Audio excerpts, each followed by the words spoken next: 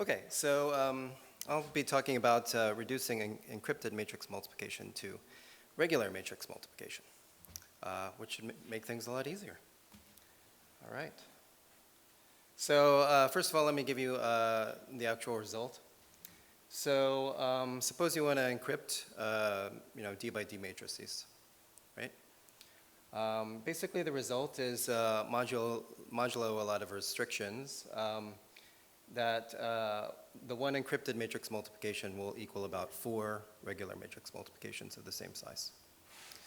On top of that, you'll have to do some cryptographic operations, which are basically key switching. But the complexity of the key switching will be dominated by the matrix multiplications. Okay, so basically in terms of complexity, you have sort of an overhead of a factor of 4, let's say.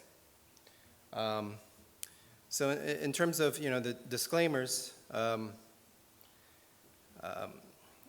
so basically I'll be looking mainly at the case where the matrix dimension equals the ring dimension. So think very large matrices. So dimension 4092, for example.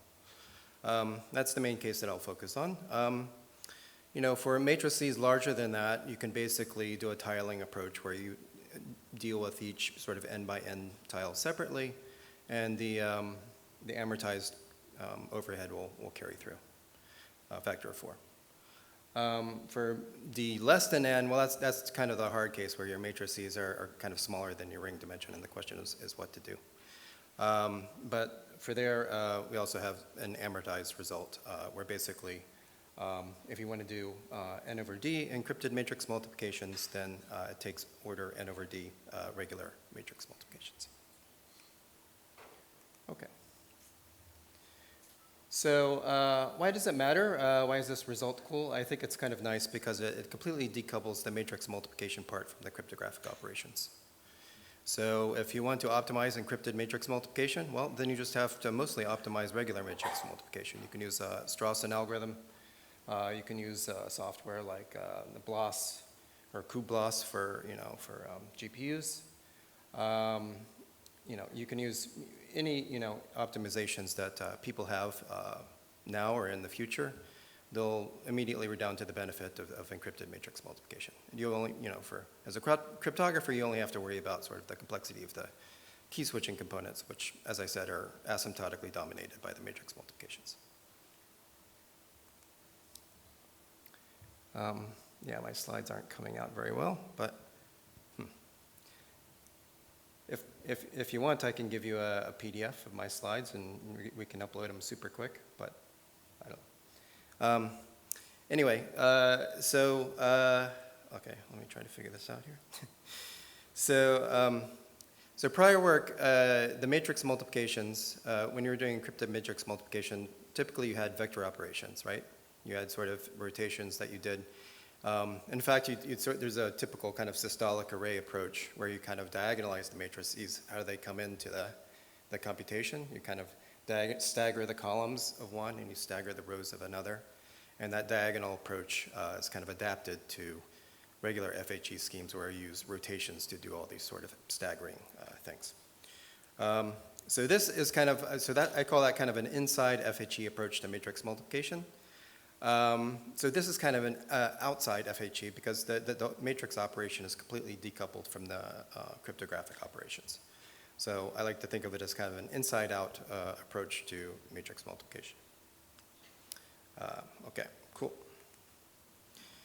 So, all right, so let's get into it. So, so here's a typical ring LWE decryption equation.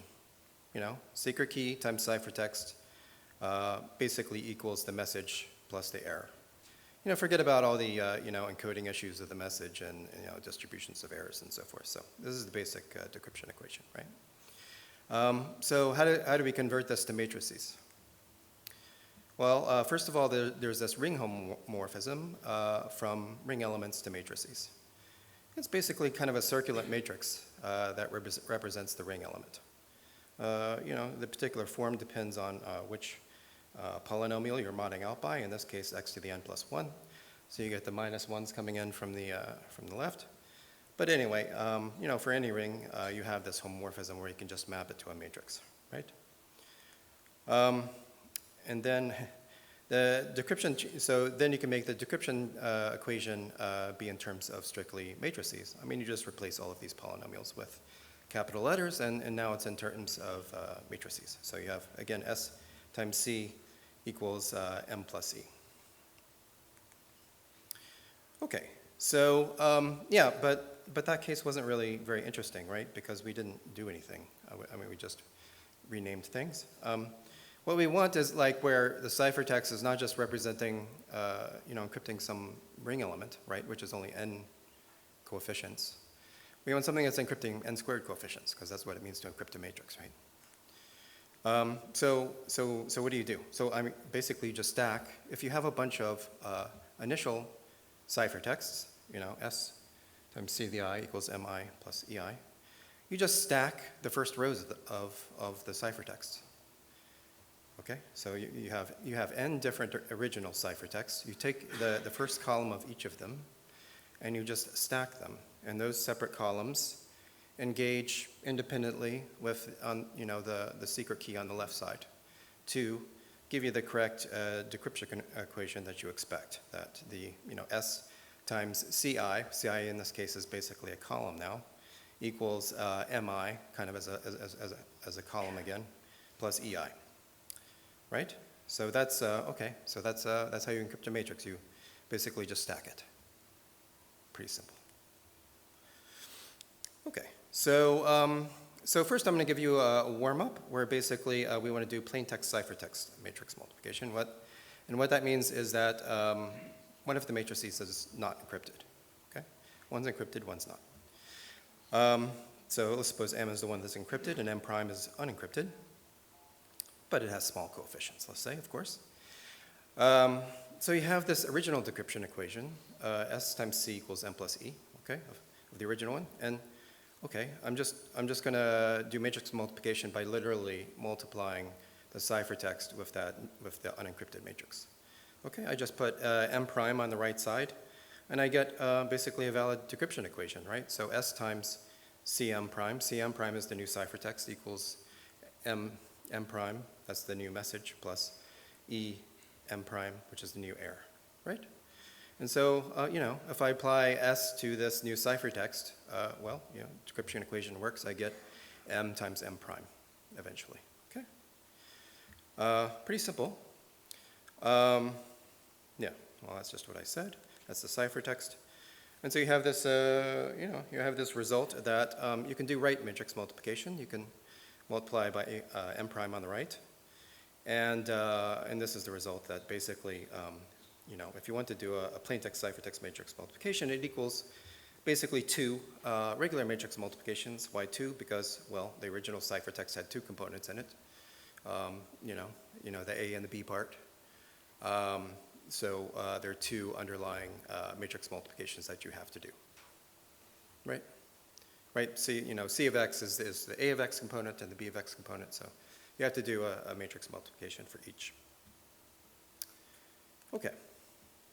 So now we want to go beyond the boring case of plaintext ciphertext matrix multiplication to, you know, more exciting stuff. Well, first of all, can we just even multiply on the left by a matrix M prime? It doesn't seem to work quite as well, right? You put the M prime over there, and it's on the wrong side of S, right? You know, the M prime wants to be wedded to the ciphertext C, but it's separated by the secret key, so it's so sad. So, but if in the, you know, in the lucky case that M prime commutes with S, in particular if M prime is basically a ring element as a matrix, then, you know, it'll commute, and in that case, things work happily. The M prime and the S just switch places, and then the M prime is over there on the right side with C where it can where they can be married, and it becomes a new ciphertext. Okay, so that's, but you know, there's that restriction there that, of course, this is not going to work for general matrices M prime. Okay, what about the exciting case of ciphertext matrix multiplication, which is what we're attacking here? Okay, you have these original decryption equations. How do you put them together to get something, an interesting decryption equation that, you know, so that you decrypt to M1 times M2, right? Do you, I don't know, interleave the secret keys in the ciphertext and try to, then, you know, the question is, what do you do with the left side to get it back to something that looks normal, right? Do you do this fancy transpose thing where I've transposed the secret key in the ciphertext, the second one, so you have S1, C1, C2 transpose, S2 transpose equals M1, M2 transpose. Can you make something like that work? And in fact, that's what we do. And of course, the transpose is kind of a problem that we have to figure out because we don't always want to transpose, but that is a complication that we deal with. All right, sorry about these. Okay. All right, so basically there are two procedures in our ciphertext matrix multiplication algorithm. So the first is, well, a transpose procedure. What do you do? So you have an original decryption equation, SC equals M plus E. Just transpose it. Okay, so that's the first step. So now you have C transpose, S transpose equals M transpose plus E transpose. Yeah, the right side is looking good. It's M transpose. That's what you want. Left side is not looking so good, but what we do here is just a key switch. I mean, we're used to thinking of key switching as switching between ciphertext of similar form, right? So this is from like a different form where the ciphertext and secret key are on the wrong sides, and we switch back to the conventional form, right? I haven't seen that sort of thing before, but it turns out it's not so hard to do. So we can do that. Of course, I haven't specified what that procedure is yet, so that's my job shortly. And then for the other procedure, so the first procedure was transpose. The second procedure is a transposed ciphertext matrix multiplication, right? So what it's going to do, it's going to take encryptions of M1 and M2, and it's going to output an encryption of M1 times M2 transpose, okay? So if you first transpose M2 to get an encryption of M2 transpose, and then apply transpose CCMM, you get an encryption of M1, M2, okay? So the M2 part has been transposed twice. Okay, so what do? You have two input ciphertexts that have decryption equations. So then you have the four ordinary matrix multiplications where basically what you do is you compute C1 times C2 transpose.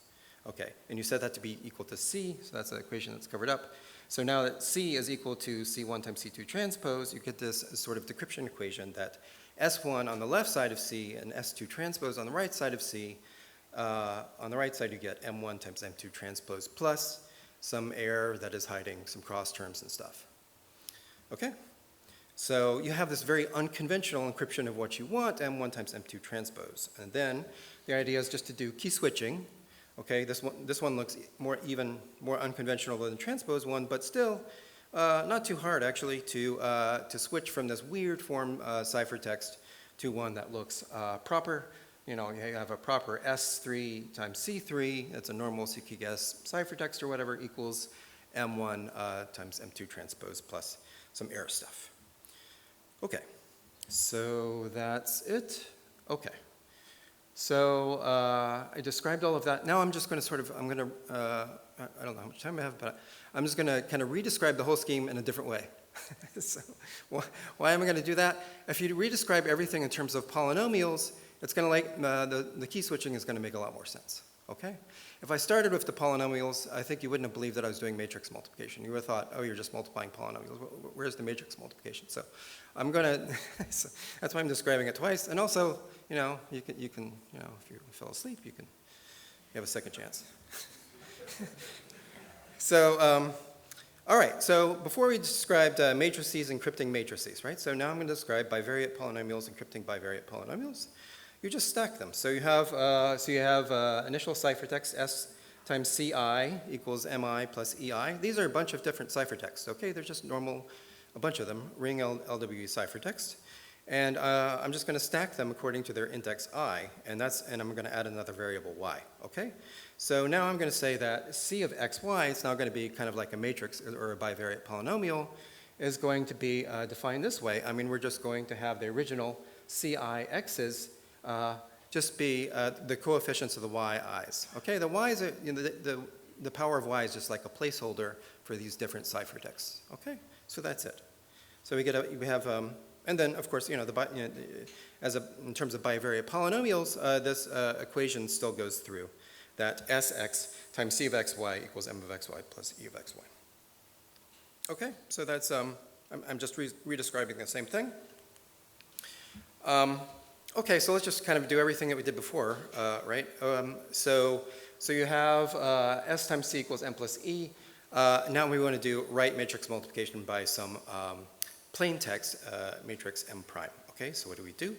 Well, here's where it gets a little more complicated and why I didn't start off with polynomials before. Okay, so how do you describe matrix multiplication in terms of polynomials, right? Okay, so you have these two bivariate polynomials.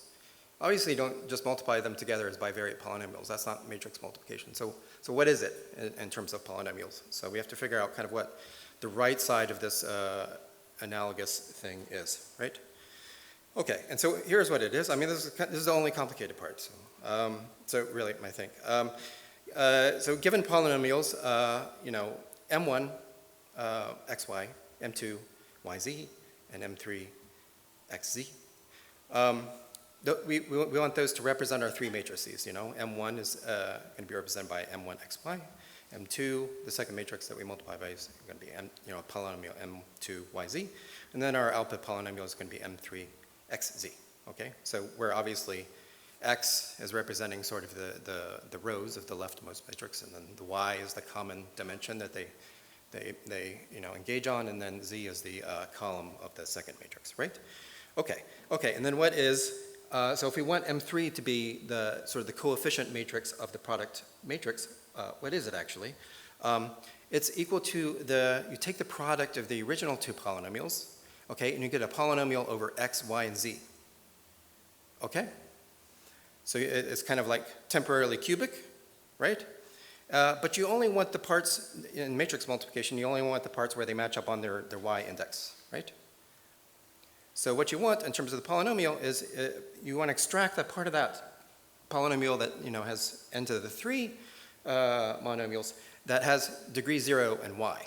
Okay, that's why I put the y inverse there, because when you multiply them together, they'll match on the degree 0 part of y exactly where they're supposed to match in terms of matrix multiplication. Okay, so this is kind of a trace polynomial representation of matrix multiplication. Okay. So this is what we want. It says why I didn't start off with the polynomial part, because you're like, but this is actually what matrix multiplication looks like in terms of polynomials. Okay, so we get this less beautiful equation here in terms of what the analogy is in terms of polynomials of what we were doing before in terms of matrices. Okay. Yes, and one thing I want to mention is that it's kind of cool is that the secret key is still univariate, right? We have y's as placeholders for the different original ciphertexts in the ciphertext polynomial, but the secret key is still univariate. It's just s of x. There's no y there. So it's kind of interesting how s of x factors out of the trace equation. It doesn't participate in this trace computation at all when you combine the two decryption equations. The S of x for matrix 1 and the S of z for matrix 2 just go out of that. And only this, well, sorry, I'm jumping ahead of myself. And only the ciphertext participates in the trace of y part. Okay, so now let's think about like what matrix operations are in terms of these polynomials. So transpose is really easy. You just swap the variables. Right? So originally x is representing rows, y is columns, swap variables. As long as you're kind of modding out by the same thing, x to the n plus 1, y to the n plus 1, everything is hunky-dory, you get a new decryption equation. Okay? The secret key goes from being expressed in x to y, right? Yeah. And okay, so now let's look at the ciphertext matrix multiplication procedure again. In terms of polynomials. So you have the input ciphertext here, okay?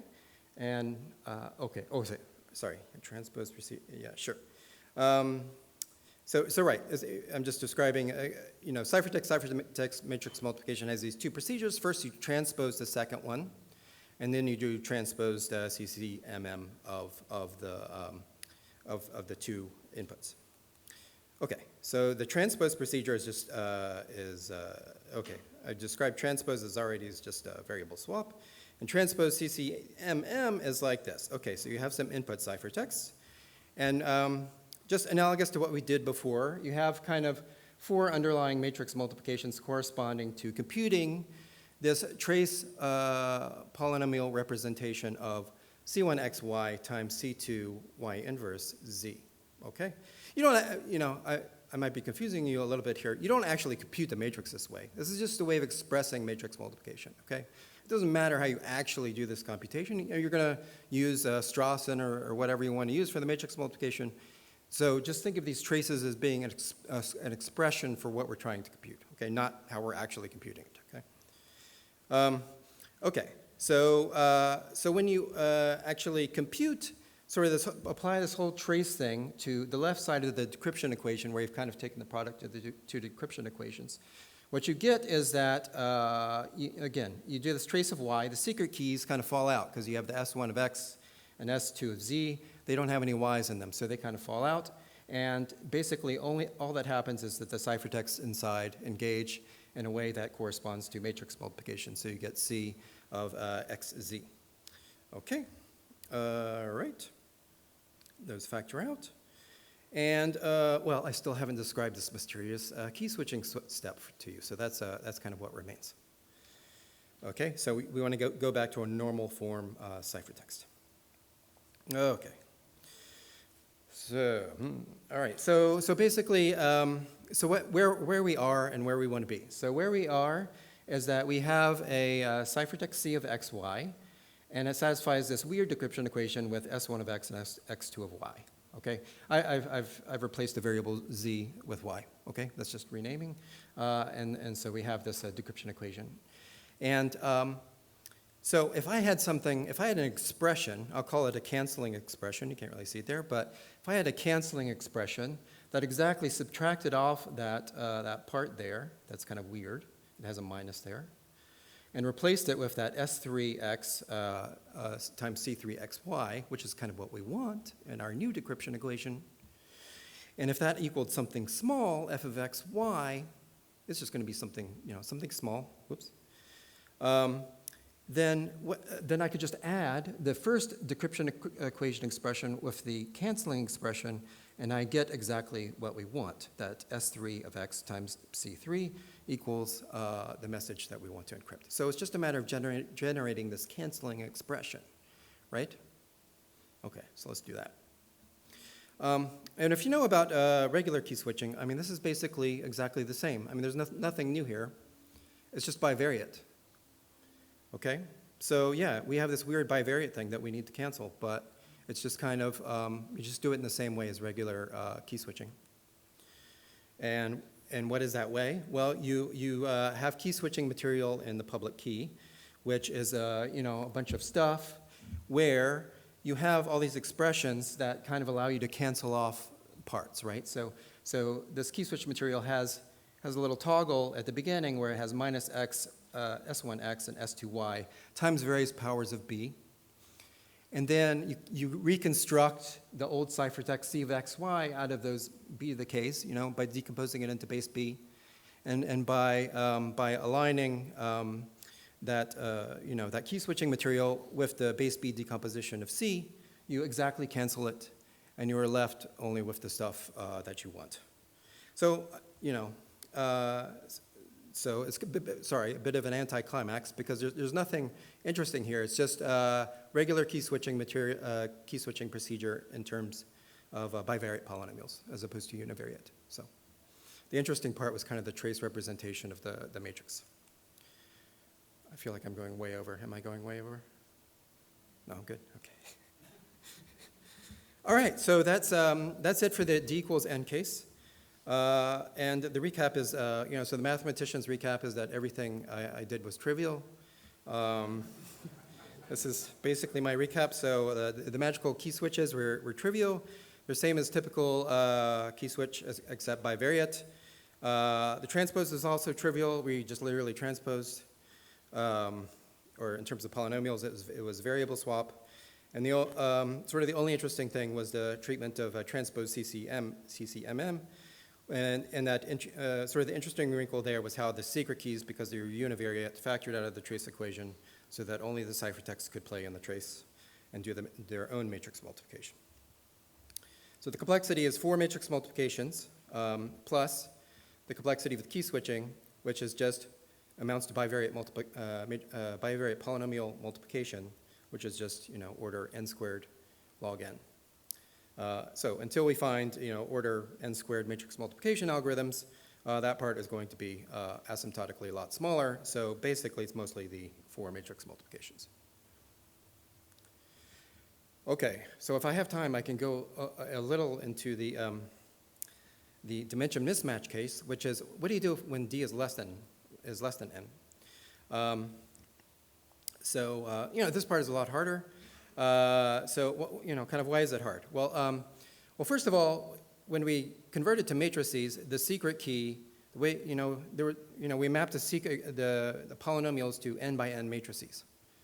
So if d is smaller than n, and we want the secret key to sort of be, I don't know, dimension d, what does that even mean? I mean, we had one way to convert secret keys to matrices, and it's a big fat n by n matrix. So if we just want to multiply d by d matrices, how does everything sort of align and fit together in that smaller dimension? So that's kind of the matrix view of why that's hard. The polynomial view of why it's hard is kind of that this whole procedure that I described, this reduction of CCMM to MM, relied on secret keys factoring out of the trace equation. But if the secret key is like bigger than d, then it kind of spills over. It has to have high enough security, right? It kind of spills over into that second variable, right? I mean, either that or it has to, things have to still be degree n and x, right? The variable that the secret key is using. So the question is, how do you get good enough security in the secret key? So so if it doesn't factor out of the trace equation, then everything becomes really complicated and ugly. It just basically doesn't work as nicely.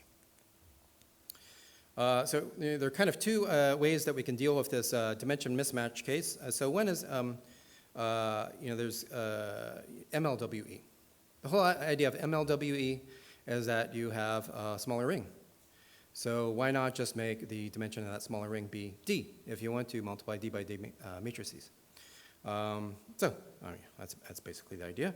It gets a little more complicated than that, but and the complication actually is that it actually works better if you use this shared A representation that was defined, I think, in this work by Bay et al., and where they analyzed Plaintext-ciphertext matrix multiplication. And the difference from a conventional MLW ciphertext versus the shared A one is that in the first regular ciphertext, the secret key is univariate. Yeah? That means, the secret key doesn't kind of change with, the ciphertext, right? In the shared A representation, the A part of the ciphertext is invariant under the different ciphertexts. But the secret key part actually changes, which is weird. It's kind of like, I don't know, some sort of one-temp pad sort of thing.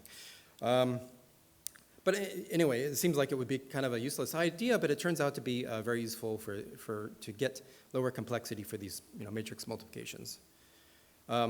So kind of what happens when you multiply these two decryption equations in the shared A approach? So here's our chance to remember the shared A MLWE ciphertext. Okay, what happens when you actually try to multiply decryption equations of this form?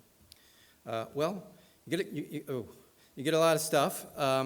So basically, you have some kind of A's and A. What do you have in the decryption equations? You have the A's and the S's together, and you have the B's, and so you're multiplying all this stuff together, right? So basically, you have the what happens when the two B parts come together, right? So you have one matrix multiplication for that part because as part of the computation, you're multiplying, and then you're doing this trace over Y, right? Because that's what matrix multiplication is. And so you basically have to do one matrix multiplication for where those two B parts come together. And then you have all these cross terms where the A and S parts come together with the B parts, right? So you have to do all of these trace things. Turns out we can build on the work of Bay et al. For the Plaintext-ciphertext matrix multiplication case there, because you can look at B of x as kind of like a plain text, right? It's not encrypted, right? And it's being multiplied with all the stuff that's kind of encrypted, like you have the secret keys there. So basically, you can build, you can use their result. They have a kind of a nice result that, in terms of complexity, that we can use. So we can compute all these cross terms, deal with all these cross terms with order k matrix multiplications. And then a second interesting part is what happens when all the A's and S's come together. And there you have kind of matrix multiplications corresponding to products of the secret keys, which is kind of weird. So remember, now for the shared A representation, the secret keys are bivariate. So they have their own little trace over Y that the A's factor out of. And so for that part, you can do pre-computation because you know the secret keys beforehand. So you can, there are n squared of these different pairs that you have to do matrix multiplications for, but you can do that offline. So those, they're matrix multiplications, but they're offline, so you don't have to worry about them online. Okay, so the online cost is basically order k online matrix multiplications for where k is, the MLWE factor, right? But it is pretty bad in terms of key switching. So like, for example, all these different keys that we have that are products of the original secret keys, we still have to sort of key switch away from them. So the complexity of key switching is still related to how all those, basically you have order k squared keys here that you have to switch to an proper MLWE ciphertext, where again you have k terms in an MLWE ciphertext, and so you get order k cubed key switching cost. So the key switching cost is not great. I must be over at this point. But this is my last slide, so I don't even have a proper conclusion. So here's a slightly better solution, okay? So just in one slide, one extremely dense slide, which looks surprisingly nice. So the second approach is to use tensorial decomposition of a ring, which sounds really fancy, but it's just a fancy way of saying that you have this isomorphism between rings, where basically if you're, this is the cyclotomic polynomial here, and if we're talking about the nth cyclotomic polynomial, then that ring can kind of be tensorially decomposed into being bivariate modulo these two different polynomials, cyclotomic polynomials, one associated to n and one associated to p. You need n and p to be relatively prime for that to work, but if so, then you have this isomorphism. And we're back in the bivariate case, which is kind of nice, because since we were playing with bivariate polynomials. So that's what we're going to use. So now what are we going to do? So the secret key, we still have this problem with the secret key that it has to be big, right? It has to have, for security, it has to be big. The secret key is going to live, it's not going to be S of x, it's going to be S of x w. We're going to have this auxiliary variable w, and, and we're going to do things modulo x to the d plus 1, and also modulo the cyclotomic polynomial over w, the pth one, okay? So that's where the secret key is going to live, and that's a big enough ring for the secret key, so that's good. But for the matrices, it's all kind of nice because you want d by d matrices, right? So the matrices are going to live in the ring over x, y, and w. So x and y are modded out by x to the d plus 1 and y to the d plus 1, which are the dimensions that we want. And then, well, we also have this kind of leftover stuff in terms of w. The matrices don't really care about that part. They're just going to be in the d by d part, right? But kind of a cool thing is that we can pack like a lot of different matrices into this representation. Since they don't care about the w part, we can just kind of batch d by d matrix multiplications by indexing them over the different powers of w. Okay. And so then everything is kind of similar. You have a decryption equation, now S of xw times C of xyw equals blah, blah, blah. And transpose is, again, transpose is variable swap. Very easy. You just swap the x and the y, okay? And leave the w part untouched. And then you have some key switching away from that to convert the secret key back to the normal form, because it goes from being S of xw to S of yw, and you want to convert back to S of xw, right? And then for the transpose CCMMs, well, you still do the same before. You just do the trace over the y variable, okay? And everything just works as before. The w just sort of doesn't even care what's happening, and the x and the z become the placeholders for the new matrix. And so you get that the cost of p minus 1, p minus 1 is the order of the cyclotomic polynomial, the p-th cyclotomic polynomial. Cost of p minus 1 ciphertext matrix multiplications is 4 p minus 1 matrix multiplications. Okay, so that's the best you could hope for, basically, for small, for d by d matrices. All right, thank you for listening to me for, I don't know, how long? Thank you.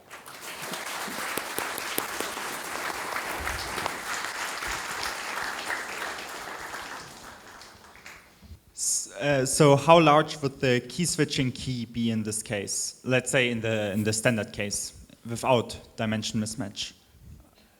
In this case? No, in the without dimension mismatch, in the simple case. How large would the key switching key be?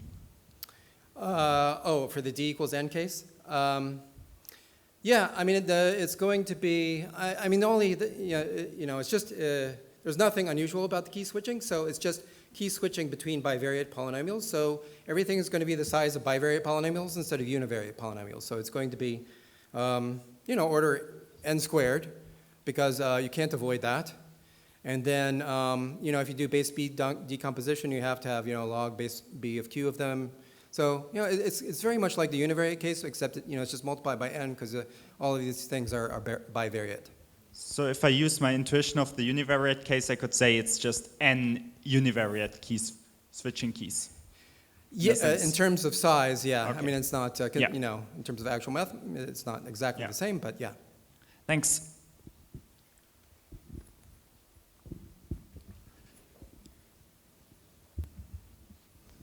Thanks for the great talk. So I have also a question on the cost for the transpose. So is it n square log n type bit operations, or is it n square log n of key switching? So it was kind of like, I was a bit confused. And also for kind of information, I just wanted to mention that I have a I have a CCMM paper with very similar approach, which I will be presenting in the Eurocrypt this year, and I have a transpose with the n key switchings, and so I have key switching with the n instead of n square and memory storage as well. Yeah. So yeah. So it's the complexity of key switching is, it's basically just one. I think of it as one key switching, but it's a really big one, right? I mean, you're key switching involving bivariate polynomials, so it's basically just kind of one big key switching. What do you actually do? It's a bivariate polynomial multiplication. So it's n squared log n computation. Hello. So is there a plan, do you have a plan to, or preprint or a plan to publish this? Because I spent 5 minutes looking and I couldn't find it. I'm not good with plans. I mean, I did try to, I still have some work to do. I'll be happy to, I should have a better response. I'll try to, get it out in the next couple weeks, let's say. Okay, so let's thank Craig again.